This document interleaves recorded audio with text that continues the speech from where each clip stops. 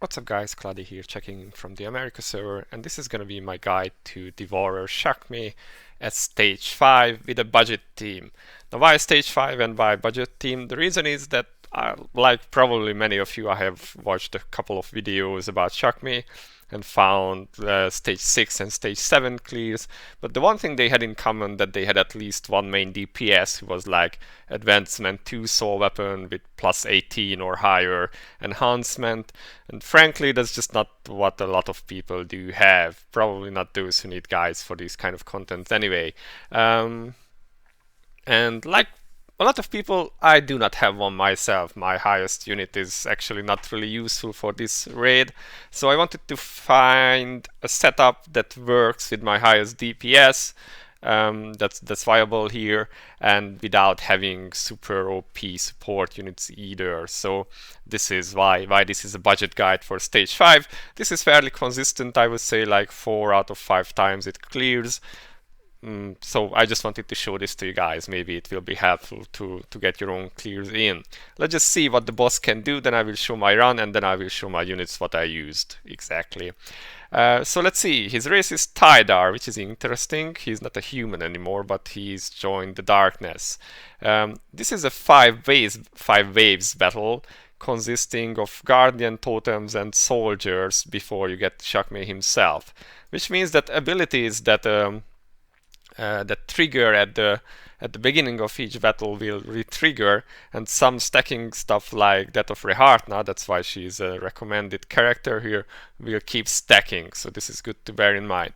Now for the totem phases, the totems themselves cannot be attacked until all the other soldiers are dead.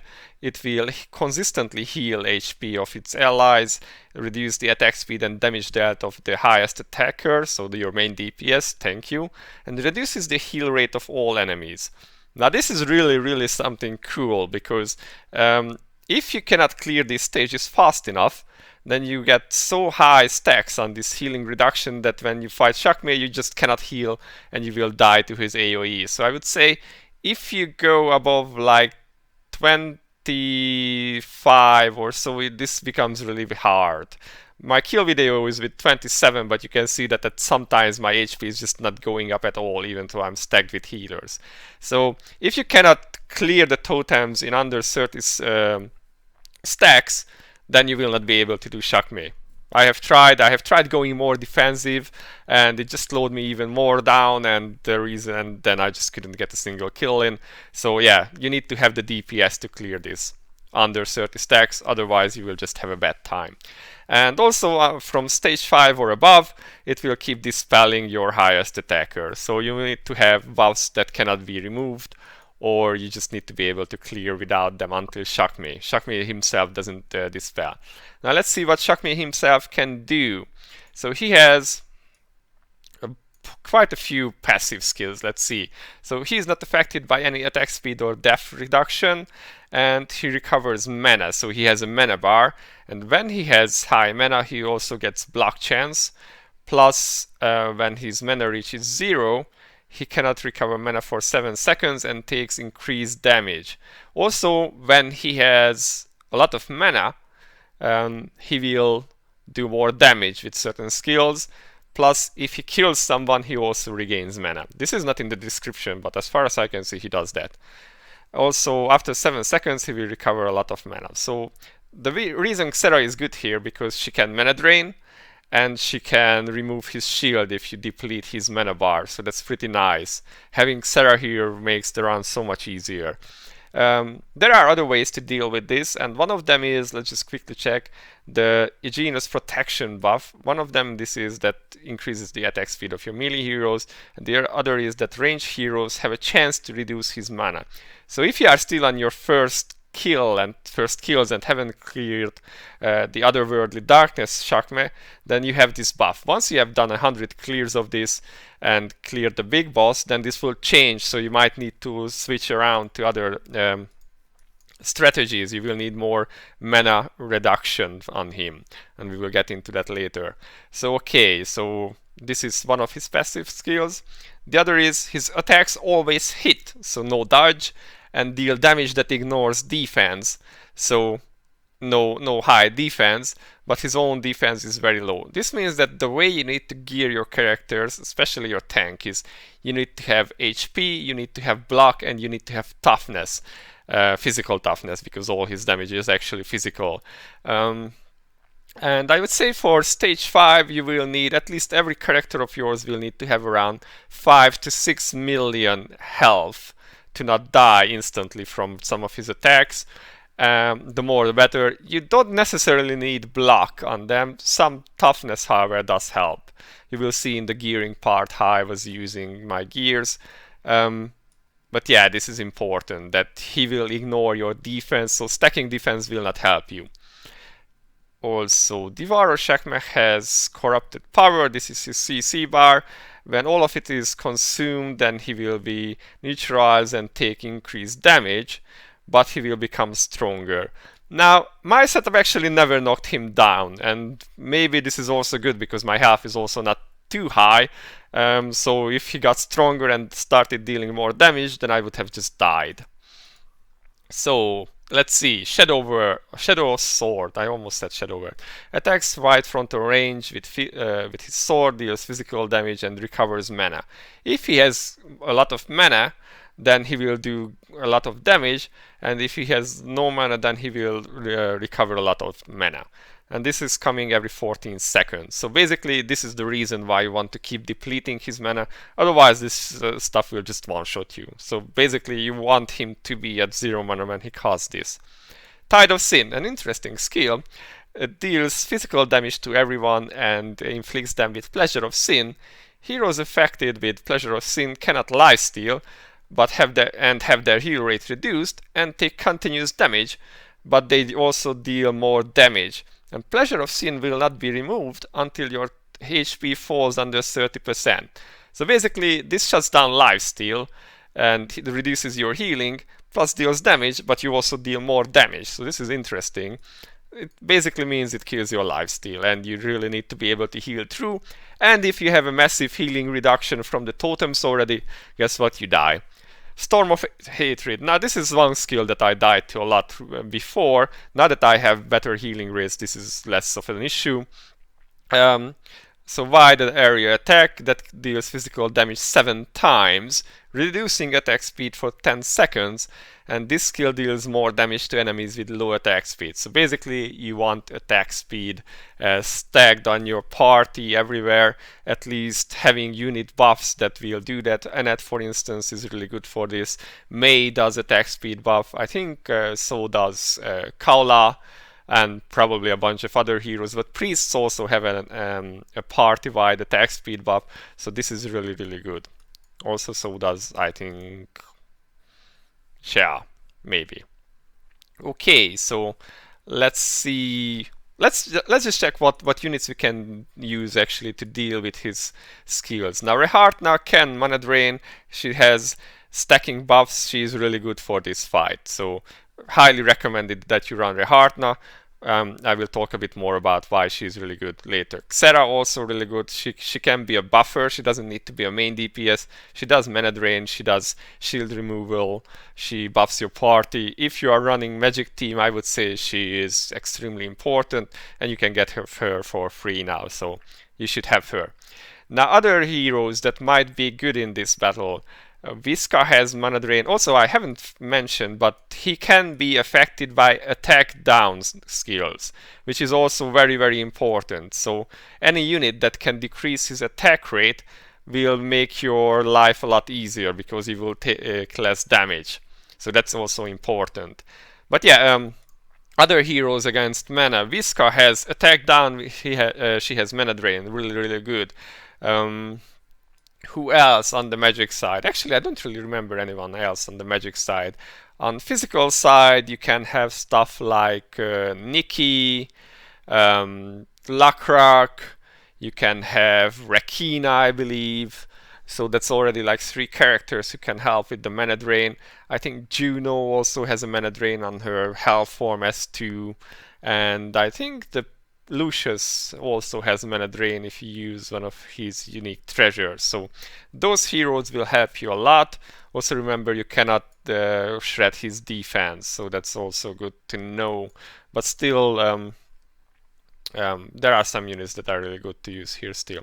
Now let's go over and show you the run, and so you can see the skills in use themselves. I'm not gonna show the totems themselves because that's just really long, but you can see that how the run actually goes. So just switching over to that in a second. Okay, so this is the run itself. From the debuff at the start, you can see that I have 27 stacks. It's quite a few, it doesn't help, but this is how we got. Immediately we get the 7 hit attack, which hurts a lot, but we survive. And now you can see the Sin one, I believe, and this is the sword.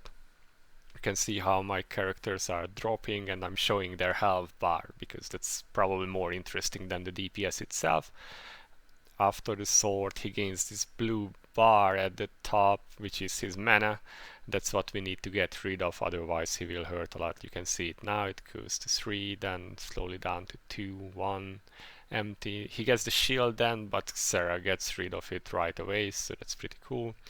And we are hit by the sword again, nearly dying, but everybody survives. So, and then we clear the mana, clear the shield, and Seria slowly grinds him down.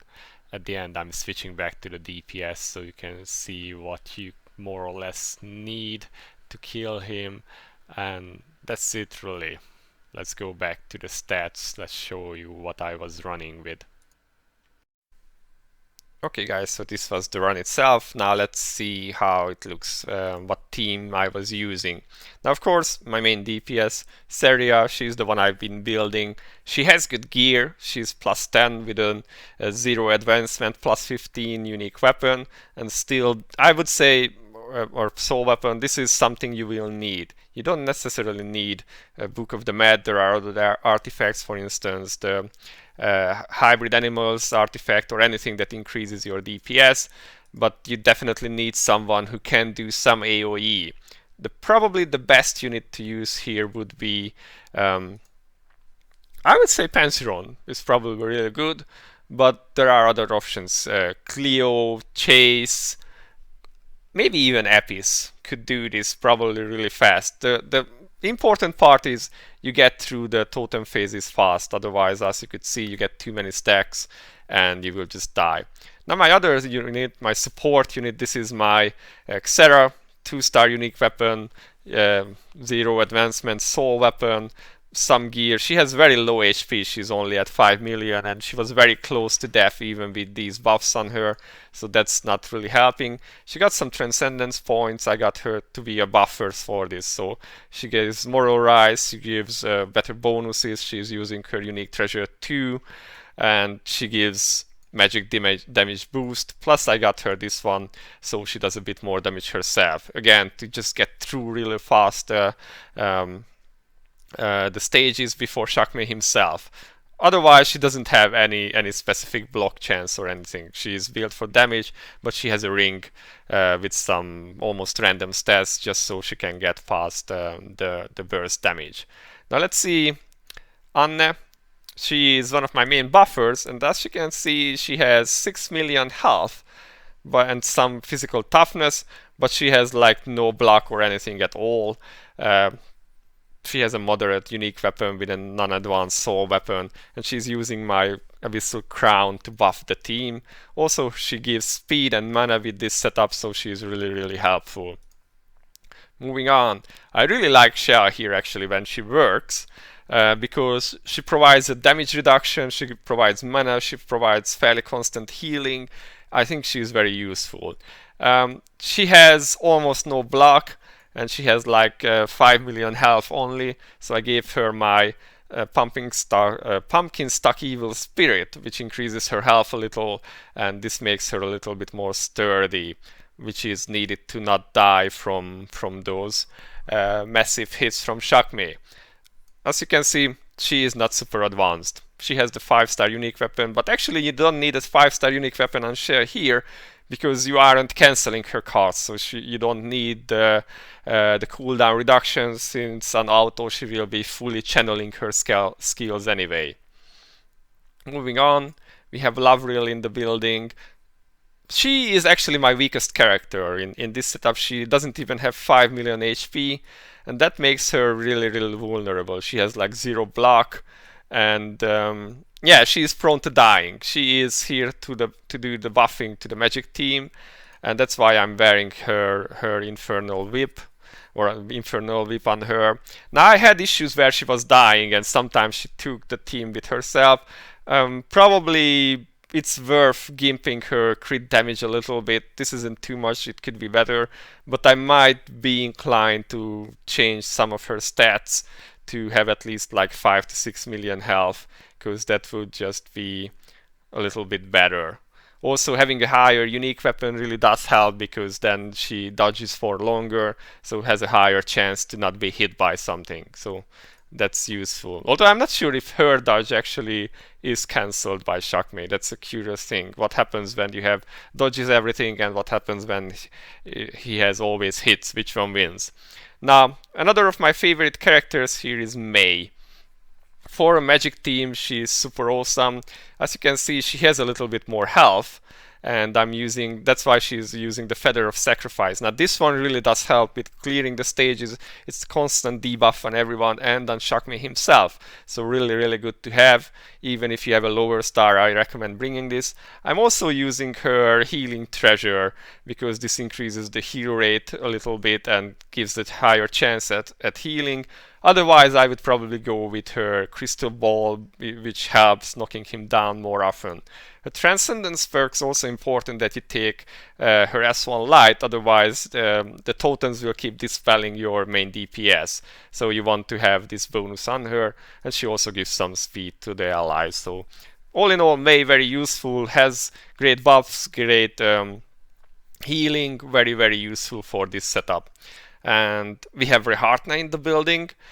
I had to make her a bit more tanky because she kept dying. As you can see, 8 million HP, has physical block, so she never really had issues with dying. But as you can see, low unique weapon, low unique treasure. Now, I think this is the best unique treasure for her, because it increases the damage done to bosses by 3%.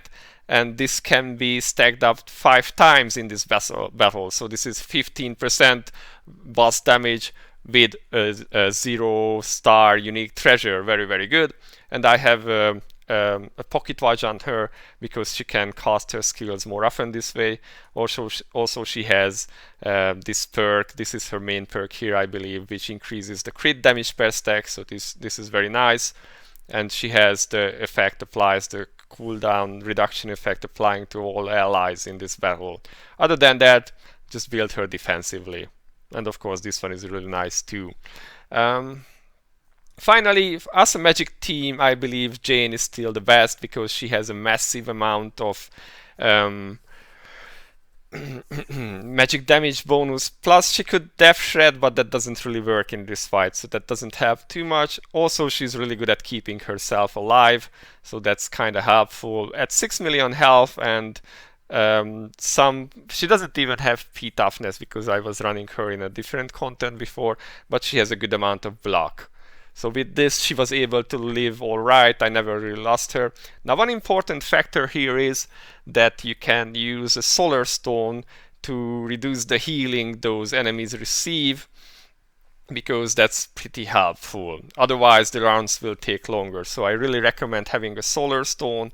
Also, Seria herself reduces healing, but she's not the best unit here, and actually I do not recommend using a diver unit like her, because otherwise you will be meeting a lot of runs where she just jumps into the middle of one of the packs and dies because they are not tanked. So this is my team. This works for me. For a physical team, I would probably pick Oddie with Pensiron, because they really go well together. Cecilia, Priscilla are really good. For mana burn, you can also use other characters which I've mentioned, like Lecrack or Nikki or Lucius even. And one thing after the buff changes that you will probably want to have is this artifact. Finally, it has a use. This means that when you are auto-attacking, there is a chance that that the enemy's mana will be reduced by 1000. That's 3-star, and this has a 6-second cooldown. This is pretty cool because it can destroy the mana of Shakmeh, which is really helpful. I'm not using it now because due to the buff that we already get from protection of Aegina, we are really good at dealing with his mana, but later on this would be useful, I believe. So that's it basically, guys. As I said, gear for HP, block and toughness, and then just focus on as much DPS as you can crank out. Bear in mind that you want to be not dispelled by the totems, otherwise that will be bad for you, and you really need to be able to deal with his skills. So yeah, this was my budget clear. I hope it helps you guys. If you have any questions, leave them in the comments below. Also feel free to like and subscribe, it helps the channel. And this has been it for now. Cloudie out, see you in the next one. Bye bye.